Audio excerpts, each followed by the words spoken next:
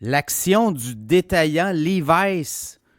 Levi's qui a des boutiques, mais également il fabrique des vêtements en jeans, en denim. Ben, on a eu les résultats financiers du dernier trimestre et on a manqué la cible au niveau des revenus.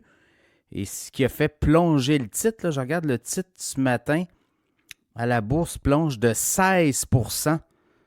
Levi's n'est pas une mauvaise entreprise, mais je pense que là, avec tout ce qui arrive, l'inflation et le pouvoir d'achat des consommateurs limité, ben, on se tourne tranquillement vers d'autres peut-être alternatives. Levi's est une marque quand même très forte et on gagne en popularité auprès des jeunes. On est qu'en train de passer, là.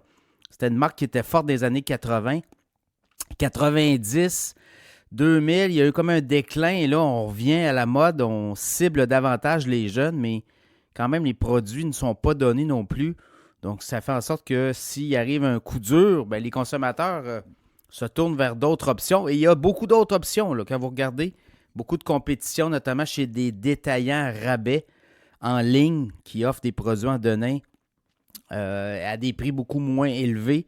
Évidemment, la marque Levi's est très forte, mais si on regarde les revenus pour le dernier trimestre, c'était on attendait 1,44 milliard. On a eu, on s'attendait à 1,45 milliard et on a eu 1,44. Donc, ça a déçu les analystes. Pourtant, on a des profits. On fait 18 millions de profits nets sur 3 mois. L'an passé, on avait fait 1,6 million de pertes. Donc, on a vraiment redressé la barre. Mais voyez-vous, c'est un peu ça aussi. Wall Street, quand on déçoit les analystes sur des revenus, on manque les cibles, ben ça a un impact.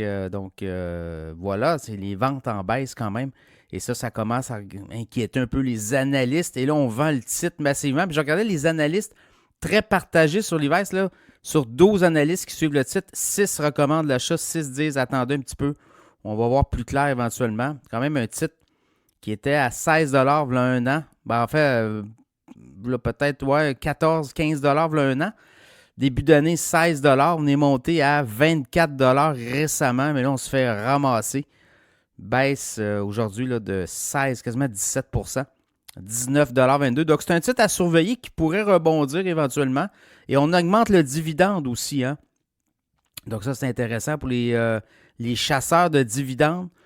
On est rendu à 13 cents par action par trimestre, le dividende. Alors, écoutez, on va suivre ça aussi, là. Mais bon, dans le cas du commerce au détail, vous le voyez, les détaillants sont sous pression, l'inflation, on le voit, par des détaillants vont vous le dire.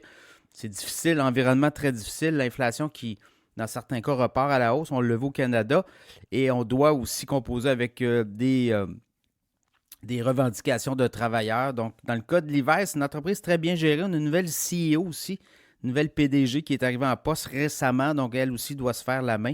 Un peu comme on le voit avec Starbucks, hein, un nouveau CEO, un nouveau PDG qui peut-être là, doit peut-être redresser la barre à certains endroits.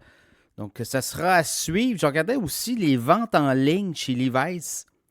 Bien, on a quand même augmenté les ventes en ligne de 19% au dernier trimestre. Donc, on cible davantage en ligne les consommateurs. Donc, ça sera à suivre. Mais on le voit là dans le commerce au détail, les grandes bannières.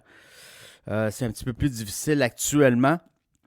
Donc, Levi's se fait ramasser à la bourse aujourd'hui. Le titre perd quasiment 17%.